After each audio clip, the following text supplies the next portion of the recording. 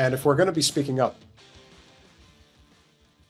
I assume that some of you have heard about this ridiculous story also across the pond, this one in the UK, regarding Elgin Systems. Palestine Action is a group that has been doing extraordinary work for a very long time. And we would be amiss not to talk about how serious a problem this has become and what they will do to people like these children. Well, young adults, let's be honest. A British judge has ruled that Palestine Action activists will be sentenced as terrorists after raiding weapons manufacturer. And Elgin Systems is that weapons manufacturer. So again, a lot of people heard about what's happened to these young individuals. But does anybody know the full story behind why a British judge would do this to these people, charge them as terrorists? Well, it turns out that there is a very interesting story behind this. And I believe this is low-key. I think he is the person who did this clip. Colin, I don't know which one this is because I can't judge, so you got to tell me which one. Albeit Systems in Israel. Yes, that's correct. Should be the Palestine protest one. Okay, here we go. This is the story of how Israel was able to get a protest group based in another country prescribed as a terrorist organization. The British state is acting at the behest of a foreign power. Let that sink in. When Yvette Cooper called for the prescription of Palestine Action, she almost verbatim was recreating what was written by We Believe in Israel. We Believe in Israel is led by alleged Israeli spy Catherine Shakdam. Catherine traveled to Iran under the guise of an anti-imperialist, pro-resistance journalist. I guess they didn't do their due diligence properly.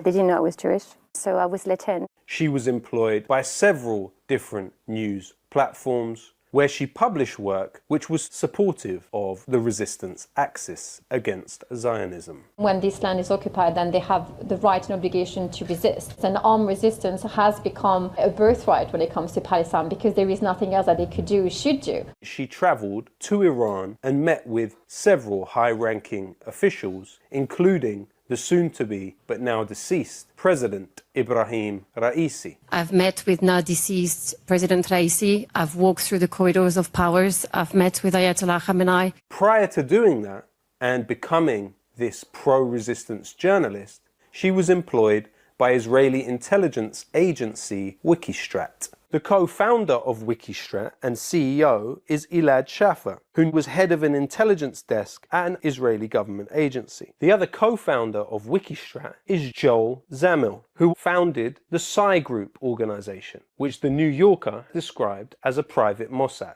After becoming an anti-imperialist journalist and, as she called it, infiltrating Iran. It took me a long time. It didn't happen in just a year. It took me many, many, many years of hard work to try to get as close as I could. And I got pretty close. And I was very careful never to ask too many questions. So it was just more the case of observing and trying to gather information. She came back to the UK and somehow began work for Israel lobby groups like the Henry Jackson Society and now We Believe in Israel, where she currently leads the campaign to prescribe Palestine Action as a terrorist organization. Were you a spy? No, I've had that asked to me like so many times. I think that this accusation to work with Israel is tainted with anti-Semitism. In addition to that, We Believe in Israel has even boasted about being given access to classified police information from a counter-terror investigation into Palestine Action in 2022. Why would a lobby group for a foreign power not only be so deeply involved in the security state of this country, but why would it have access to classified documents? We Believe in Israel came out of BICOM, Israel's largest lobby group in Britain, which is currently led by Richard Pater, a reserve in the Israeli military who previously was employed by the Israeli Prime Minister's office. We Believe in Israel campaigned to remove my music from Spotify. At the time, it was led by Luke Akehurst. Now serving as a Labour MP, here is Israeli political officer from the embassy discussing Luke Akehurst and We Believe in Israel. So Luke Akehurst is the director of We Believe in Israel. He's a great guy. He's one of the best in the inside. Why are we allowing a foreign lobby group led by an alleged spy to dictate what is and isn't acceptable protest? The reason being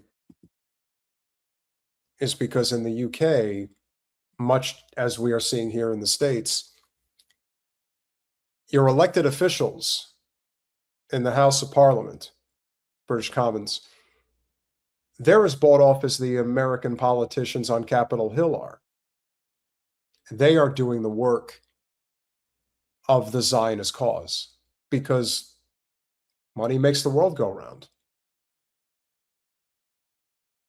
And this has worked quite well, even though it would appear that the Brits are not on board with this.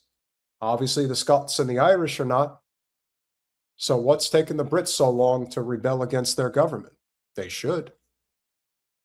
I can't imagine any of our British friends here would say that this is something that the average UK member would be subscribing to and saying, yeah, this is exactly what our country needs right now.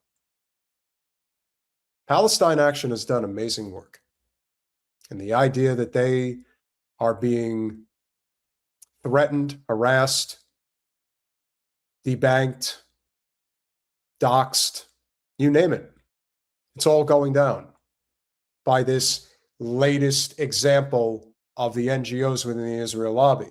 This is why we constantly talk about the need to not get so caught up in the idea that AIPAC is the end-all be-all of the problem. It's not. We Believe in Israel is another example of AIPAC. They don't get anywhere near the attention, but they're doing the exact same work. And they're doing it across the pond. This is a big deal. And this story is not getting anywhere near enough attention. But they are doing what they're doing. And so when you think about the impact that a group like Palestine Action has had, and they're now spending untold amounts of money to get them shut down, first, it also proves that we're winning. But it also proves how far they're willing to go to maintain their world order. And they are going to go pretty far in order to maintain it. So buckle up, but there's more to go. In this country. What about the other lobbying? Footage has recently emerged of Board of Deputies officials admitting that they have lobbied the Home Office on the issue of Palestine Action. We had a meeting with Dan Jarvis, the Security Minister, this week. The whole conversation was around, first of all, how they have stepped up already in terms of something that is not quite the same as prescription, and we're trying to understand exactly what that means. And they're looking at more organisations to which that could apply. In addition to that, he said they are looking to take further action on Palestine Action, and he hasn't described what that would be, but that's in the pipeline. Of course, the Board of Deputies admitted in its own internal documents, its trustees report, that it has a close working relationship with the Israeli embassy and strengthened links to the Ministry of Strategic Affairs and the IDF spokesman's unit. Another key figure in the drive to label Palestine Action as a terrorist organisation is none other than Jonathan Woodcock, now known as Lord Wolney. While serving as a...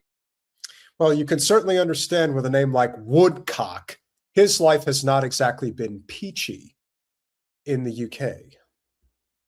So he exacts revenge on innocent Palestinians. Shock. Labour MP, Woodcock was accused of sexual harassment. He resigned from the Labour Party. He was seemingly later rewarded with a seat in the House of Lords. So help me God.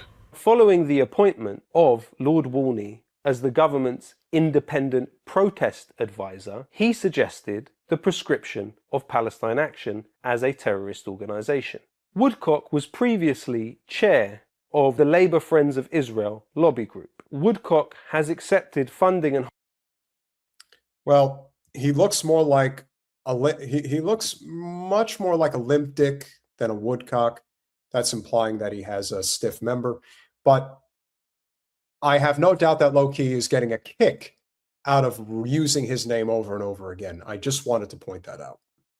Hospitality from the European Leadership Network. The European Leadership Network is included on a list of organizations controlled directly by the Israeli Ministry of Diaspora Affairs, and was revealed to be one of the organizations involved in the Voices of Israel project, ran directly by the Israeli government. So impressed with what Elnet is doing, bringing people together from across the European continent. In addition to that, Walney chaired the Purpose Defence Coalition. The Defence Coalition is made up of the UK's most innovative leaders and businesses in the defence sector. A lobby group which included the arms company Leonardo, one of the targets of Palestine Action. John, can I just ask you whether you're the right person to be advancing these arguments, given that you're a former chair of Labour Friends of Israel and Palestine Action, they say you're the current chair of the Defence Purpose Coalition, and you're getting funding from the Israel lobby? I think when any organisation starts talking about an Israel lobby, they need to look at their own slide into anti-Semitism. But as a perception. Is he nuts? Or maybe he's just Pinocchio. He's wood all around.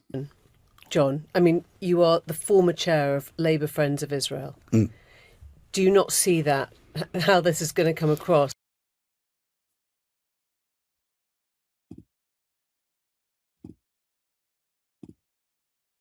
Come on.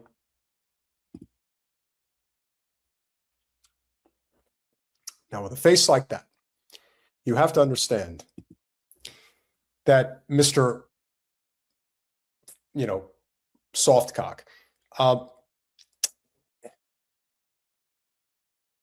this is the face of a person much like the federally elected representatives that we highlighted the other day with Julian Andrioni. Me? You're questioning me? How dare you? I'm above reproach. You're bloody out of line. All right, so I worked for some Israel lobby organization. But it's for the crown. Don't you understand? The crown comes first. And the UK and the crown are with Israel as one entity. No, it's not. I would imagine that most Western governments, the people are facing the same problem in many places. We have highlighted the issues with the Zionist cause in Toronto, but I would imagine that most Canadians are not on board, even though it clearly is a problem in places like Toronto, probably Ottawa, and obviously Vancouver. But I would say overall, the Canadians probably feel the same way that the Americans and the Brits do outside of the elected ruling class. They're not on board with this. So that level of desperation that they feel they have to take now in order to silence people, this is one of many steps that will be taken to maintain their order. That is the way this goes. Palestine Action is one of potentially many casualties that will come of this. But I'd like to think that there's got to be some people within the Zionist movement who are conscientious enough of the realities of what's going on, that they truly are on borrowed time, and there is very little that they can do to prevent the inevitable, which is a complete collapse of their ideology via the control over these governments, particularly ours, as well as the UK, perhaps Canada, even Germany. And there's probably a few others that I'm not even referencing at the moment. But credit to Low-Key, he did a great job. And we support Palestine action. And this is another firm reminder of why this is not about AIPAC. This is about the Israel lobby. AIPAC is one of several. And that is why these young individuals are being treated like terrorists for what they did. This is what Israel and its cause is demanding.